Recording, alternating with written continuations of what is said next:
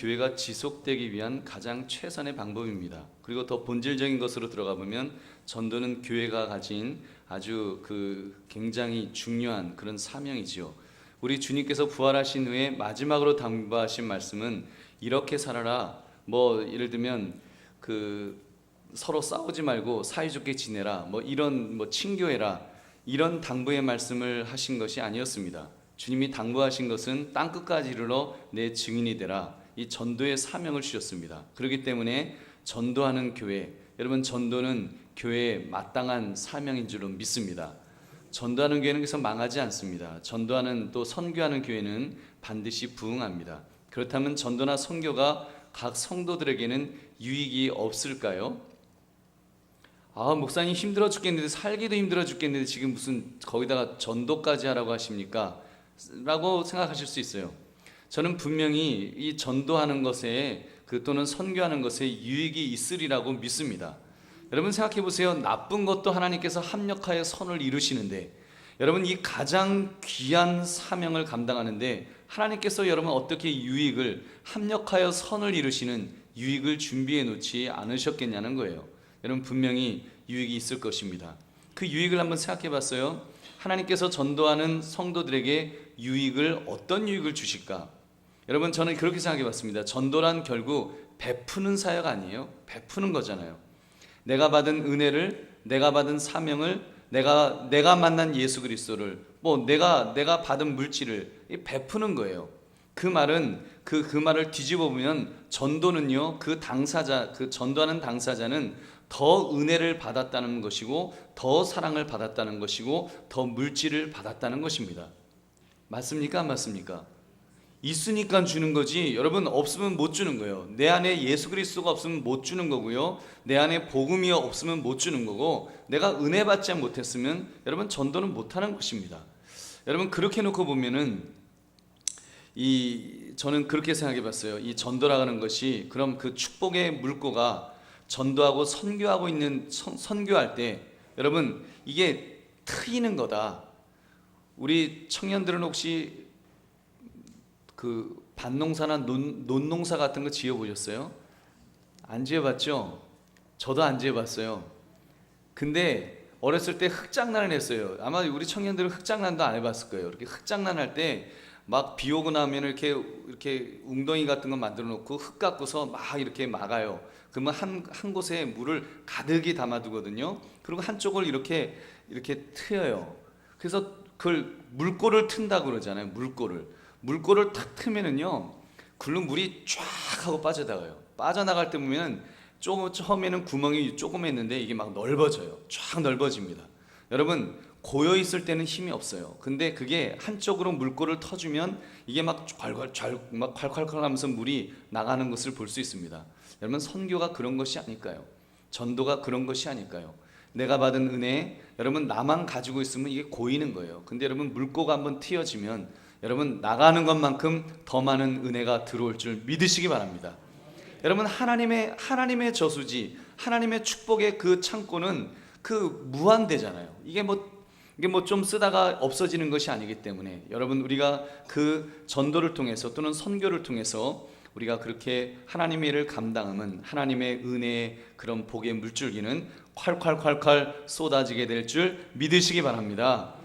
여러분께서 올해도 우리 한강교회는 해마다 선교를 했듯이 또 우리 복음 전하는 일을 계획하고 있습니다. 다만 올해는 여느 해 동안 했던 것과는 좀 대상을 다른 각도에서 잡았습니다. 땅끝 해외를 가는 것이 중요하기는 한데 해외를 갈 때마다 한 가지 마음에 걸리는 것이 늘 있었습니다. 그것은 우리나라의 그런 어떤 음지, 우리나라의 그런 오지가 있다면 그런 것은 누가 돌볼 것인가 라는 그런 마음이었어요. 도시에야 교회들이 넘쳐나서 복음을 전하지만 시골 농어촌 교회는 그 젊은이들이 떠나서 텅 빈 마을을 지키는 몇몇 어르신들과 또 그분들을 상대로 목회하시는 목사님은 누가 복음으로 위로하고 격려하나, 이런 생각을 했습니다.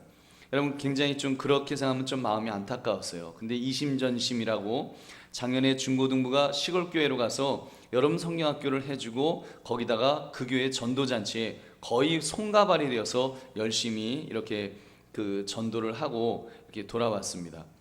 역시 그 젊은 피가 뜨거워서 그런지 몰라도 애들 얼마나 뜨끈뜨끈해요. 그 애들 옆에만 가도 저는 몸이 차요. 몸이 차갖고 그 뱃살 도둑 이렇게 뜨끈뜨끈한 거 배에다 대면 시원하다 그러면서 그렇게 하는데 애들은요 뜨끈뜨끈한 거예요. 애들은 뜨끈뜨끈하기 때문에 우리가 그 재작년인가요 캄보디아에 비전 트립을 보내주었더니 열심히 복음을 전하는 사역하는 모습이 이렇게 너무나 대견해 보였습니다. 올해는 교회적으로 오지 선교를 했으면 좋겠다 이렇게 생각해서 선교위원장님과 또 당회에서 장로님들과 의논을 이렇게 했습니다. 더 많은 어른들이 동참하기를 원했는데 그리고 또 청년부에서 적극적으로 동참을 하게 돼서 올해는 좀 청년들이 주를 이루는 그런 오지 선교를 준비하게 된 것입니다. 물론 어른들도 좀 가세요. 그리고 여러분들 그 사역하기 원하시면 지원하시면 일자리 있으면 고용해 드리겠습니다. 여러분 그래서 오늘 이렇게 파송 예배까지 이렇게 드리게 되었습니다. 이 선교는 주님의 명령이에요. 주님께서 이 선교의 대상에 대해서 단계적으로 가까운 곳에서부터 먼 곳까지 복음을 증거하라는 명령을 내리셨습니다. 예루살렘과 유대와 사마리아와 그 땅끝까지 이르러 내 증인이더라. 그래서 땅끝을 찾아 해외로 가던 중에 올해는 유대 땅 또는 사마리아에 해당되는 국내 오지를 찾게 되었던 것입니다. 기도하며 여러 교회를 타진하는 중에 우리가 충남 태안에 있는 성암교회를 가기로 결정했습니다. 농촌교회라고 해요. 저는 가보지는 않았지만 우리 장로님들도 가보셨고 강사님도 가보셨습니다. 그 젊은 사람들이 별로 없고 농사 짓는 분들이 주를 이루기 때문에 이 전도하기가 딱히 쉽지 않은 곳이라고 그런 이야기를 들었습니다. 또 그 농촌교회에서 목회하시는 목사님조차도 그다지 전도에 대한 기대감이 이렇게 높지 않으신 것 같아요. 그 말은 그만큼 지쳐 있다는 거예요. 그만큼 지쳐 있으시다는 거예요. 저처럼 도시교회 목사도 지칠 때가 있는데 농촌교회 목사님이 그 교회를 섬기시느라면 얼마나 힘드시겠습니까? 얼마나 힘드시겠어요? 젊은 사람은 눈을 씻어보아도 없고 노인들만 계시는데 그 노인들조차도 겨우 몇 명이 앉아서 예배를 드리면 사실 인간적으로 생각하면 맥이 쫙 풀려서 아마 목회하고 싶지 않으실 거예요. 여러분 그렇기 때문에 전도가 필요한 지역입니다. 우리 청년들이 열정을 가지고 가서 그 지역에 힘을 주고 위로를 주고 돌아오시기를 주님의 이름으로 축원합니다. 많이 힘들 것입니다. 아마 또 좀 더울 거예요. 많이 더울 거예요. 전도 사역하라 또 대학부 훈련 받으랴 여러 가지 일을 하느라 많이 지칠 것입니다. 그러나 열정을 가지고 애쓰면 우리 하나님께서 은혜를 베풀어 주실 줄 믿으시기 바랍니다. 이번 오지 선교를 통해 그 지역의 목회자에게 그리고 지역 여러분들에게 우리 청년 대학부 팀이 전도와 불을 붙이고 돌아오시기를 주님의 이름으로 축원합니다. 아직 출발 시간까지 2주가 남았습니다. 오늘 우리가 그 파송 예배를 드리고 다음 주에 광고한 것처럼 이제 그 후원 바자회를 청년들이 할 거예요. 그래서 열심히 이제 장로님이 광고하시겠지만 맛있는 걸 많이 준비를 하더라고요. 여러분 그거 이렇게 헌금 많이 하시면서 맛있게 드시고 후원해 주시기를 부탁드립니다. 그래서 다음 주에는 이제 후원 그 바자회를 하고 그 다음 주에 이제 7월 첫째 주에 출발할 것입니다. 2주간이 남아 있기 때문에 반드시 짚고 넘어가야 될 부분 2가지를 부탁을 드리겠습니다. 첫째, 여러분 안에 계신 성령님을 의식하시기 바랍니다. 왜 아멘이 없어요? 여러분 안에 계신 성령님을 의식하시기 바랍니다. 여러분 앞으로 2주 동안 그 2주간 동안만이라도 아마 지난 시간까지 하나님을 많이 의식해야지 이러면서 살았어요? 시험 공부하느라고 지금 학교 과제물 하느라고 정신없죠? 공부하느라고 하나님이 어디 있어 지금 정신없이 공부하느라고 아마 정신이 없었을 거예요. 여러분 근데 앞으로 2주간 동안만이라도 우리가 오늘 파송 예배를 드렸으니까 지금부터라도 여러분 집중적으로 성령 하나님을 의식하십시오. 오직 성령이 너에게 임하시면 이 전도 사명은 오직 성령이 오직 성령이 임하신 사람들이 감당할 수 있는 것입니다. 여러분 주님 앞에 와서 예배드리는 것은 아무나 올 수 있어요. 아무나 오라 아무나 와서 예배드리고 은혜 받으면 돼요. 그러나 선교나 전도는 아닙니다. 오직 성령이 너에게 임하시면 성령 하나님께서 함께하는 사람이 감당해야 될 줄 믿으시기 바랍니다. 여러분 그런 거예요. 왜냐하면 내가 받은 것을 전하는 것이기 때문에, 내게 있는 은혜를 전해야 되기 때문에, 여러분 그 성령의 그 성령이 임하신 그 은혜가 있어야 됩니다. 그렇게 하려면 어떻게 해야 될까요? 성령 하나님을 의식해야 합니다. 이 일은 하나님께서 명령하신 일이구나, 이 자의식이 반드시 있어야 합니다. 이런 점에서 전도나 선교는 내 마음 내키는 대로 할 수 있는 것이 아닙니다. 나를 보내주신 이가 있어야 합니다. 그분이 바로 우리 주 예수 그리스도이십니다. 예수님이 보내주셔서, 예수님이 가라 하셔서 가는 선교해야 합니다. 그렇기 때문에 그 주님을 의식하는 것이 첫 번째 해야 될 일입니다. 여러분이 한번 우리 따라 하시기 바랍니다. 이번 주부터 성령 하나님을 의식하겠습니다. 여러분 이번 주부터 정말 자꾸 의식적으로 의식을 하세요. 하나님, 성령 하나님, 성령 하나님, 저 이제 2주에 선교 가야 되는데, 오지 선교 가야 되는데 하나님 나 붙들어 주세요 하면서 자꾸 의식하세요. 여러분 우리 성도님들도 마찬가지입니다. 오지 선교팀만 가는 것이 아니라 우리 모두 어르신들을 포함해서 모두는 보내는 선교사의 사명을 감당해야 됩니다. 그러니까 우리 모두는 공동 책임을 져야 됩니다. 따라 하시기 바랍니다. 이번 주부터 나도 성령 하나님만을 의식하겠습니다. 여러분 그래서 하나님을 자꾸 의식하십시오. 하나님 의식하시면 여러분한테 덕되지 손해 날 일 없을 줄 믿으시기 바랍니다. 여러분 성령 하나님을 의식하면, 하나님을 자꾸 의식하다 보면 하나님께서 은혜 주세요. 여러분 우리가 은혜를 꼭 이렇게 부흥에 참석해 갖고 뭔가 화끈하게 받는 거, 물론 그렇게 은혜를 받을 수도 있지만, 사실 여러분의 삶 속에서 여러분이 하나님을 의식하는 것만으로도, 그래서 여러분의 삶 속에서 늘 하나님이 의식되면 여러분 부흥에서 받는 은혜보다 더 큰 은혜 받으실 줄 믿으시기 바랍니다. 더 큰 은혜 받는 거예요. 여러분 그게 성숙한 성도입니다. 꼭 이렇게 떠주는 밥만 먹는 것이 아니라 정말 내 스스로가 하나님을 찾을 수 있는 그런 사람이 믿음의 사람인 것입니다.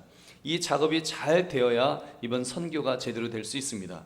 이 작업이 안 되는데 오지 선교를 가면 누가 나를 보내신 것인지도 모른 채 간다면 그건 뭔가 잘못된 것입니다. 나를 보내시니 성령 하나님께서 나를 보내셨음을 여러분 확실하게 의식하시기를 바랍니다. 사랑하는 성도들이여, 그 성령 하나님께서 이미 저나 여러분 안에 계십니다. 성령 하나님은 맞춤형 하나님이라고 그랬습니다. 우리 각자 개개인을 위해서 예수님께서 보내주신 분이십니다. 요한복음 14장 16절에 내가 아버지께 구하겠으니 그가 또 다른 보혜사를 너희에게 주사 영원토록 너희와 함께 있게 하리니. 여러분 요한복음 16장 7절에도 그러나 내가 너희에게 실상을 말하노니 내가 떠나가는 것이 너희에게 유익이라. 내가 떠나가지 아니하면 보혜사가 너희에게 오시지 아니할 것이요 가면 내가 그를 너희에게 보내리니. 아멘. 그래서 여러분 예수님께서 여러분 부활하셨을 뿐만 아니라 승천하신 후에 우리에게 성령 하나님을 보내주신 줄로 믿습니다. 이 자리에 예배 드릴 수 있다는 것, 내가 지금도 천국 갈 수 있다는 마음을 가질 수 있는 것, 여러분 이 마음은 여러분 그냥 생기는 마음이 아니에요. 이 마음은 성령 하나님께서, 우리 안에 계신 성령께서 은혜를 주셨기 때문에 그런 믿음의 결단을 할 수 있는 것입니다. 그렇기 때문에 그분을 의식하기가 어렵지 않습니다. 이미 내 안에 계신데, 내가 영적으로 깨어 있어서 내 안에 계신 성령님, 내가 성령님을 의지하기를 원합니다 하면서 성령님을 의식하면 여러분 성령께서 우리에게 더 큰 은혜를 주십니다. 그래서 그 성령 하나님의 마음을 깨달으시기 바랍니다. 그 하나님께서 얼마나 우리를 사랑하시는지 그 사랑을 깨달읍시다. 요한복음 3장 16절을 보면 하나님이 세상을 이처럼 사랑하사 독생자를 주셨으니 이는 그를 믿는 자마다 멸망하지 않고 영생을 얻게 하려 하심이라. 하나님의 진한 사랑, 그 사랑을 꼭 깨달으십시오. 그러다 보면 그 하나님의 열심이 깨달아지실 것입니다. 아, 하나님이 나를 보내시는구나. 이번 2주에 하나님이 나를 보내셨군요. 하나님이 내가 가기를 원하시는군요. 여러분 그 마음이 여러분의 마음속에서 생길 것입니다. 아마 여러분 중에는 지금도 빨리 집에 가서 과제물 끝내야 되는데 아마 그런 마음인 분도 분명히 있을 거예요. 여러분 그러나 정말 이 2주 동안만이라도 하나님을 의식하다 보면 우리 심령 속에 전도에 대한 열정이 불일 듯 타오르게 될 줄 믿으시기 바랍니다. 그러므로 성령 하나님을 의식하심으로 전도 사명에 다시 한번 불을 붙이시는 그런 은혜를 체험하시기를 주님의 이름으로 축원합니다. 두 번째, 성령님을 의지하셔서 주시는 권능으로 사역하시기 바랍니다. 여러분 하나님이 주시는 권능으로 사역하라는 거예요. 너희가 권능을 받고 이것을 다른 말로만 하면 주님을 의지하는 것을 말씀합니다. 내 힘이 아니라 주님이 주시는 힘으로 하는 것입니다. 이것이 영적 원리입니다. 하나님을 의식하면 할수록, 그래서 주님 바라보면 주님을 의지하게 되어 있습니다.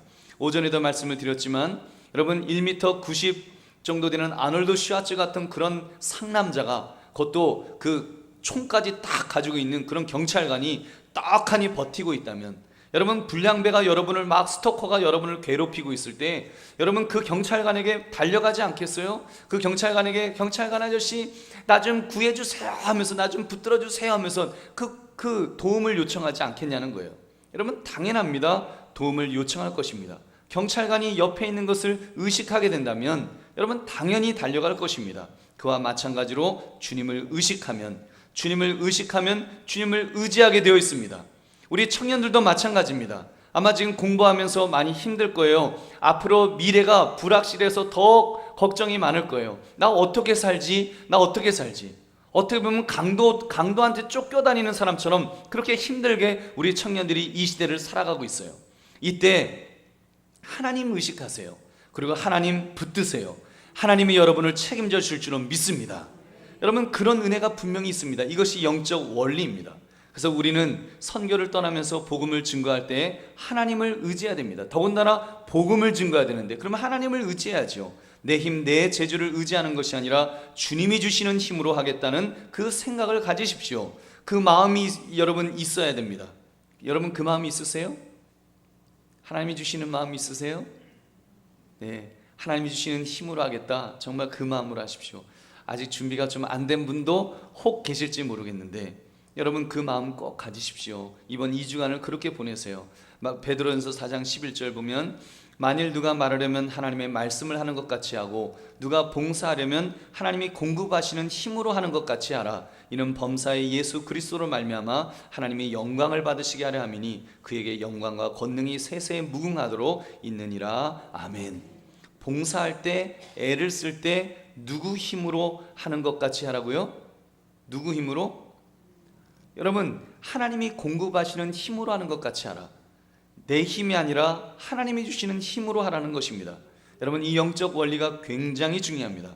하나님의 일을 하는데 제일 위험한 사람은 자칭 유능한 사람입니다. 나 유능한 사람이야. 나 이런 재주 있고요, 저 저런 재주 있고요, 나만 믿으세요, 내가 아주 기가 막히게 할 수 있습니다 하는 사람이 제일 위험한 거예요. 세상에서는 그런 사람이 유능한지 모르지만 하나님의 일을 할 때는 여러분 그것은 위험한 사람입니다. 왜요? 하나님의 일은 영적인 일이기 때문입니다. 하나님의 일을 하다 보면 영적 공격을 받게 되어 있는데 이것을 극복하려면 하나님의 힘이 필요합니다. 그런데 어줍지 않은 자기 재주, 자기 힘만을 믿고 나갈 때 그 공동체는 문제가 생길 것입니다. 삐그덕거릴 것입니다. 결국 낭패를 당하게 될 것입니다. 그래서 여러분 정말 중요한 것은 하나님께 맡겨드리는 것입니다. 심지어 말하는 부분까지도 하나님을 의지하라는 것입니다. 목사님 저는 말 잘 못합니다. 저는 말 못해서 전도 못합니다. 여러분 걱정하지 마십시오.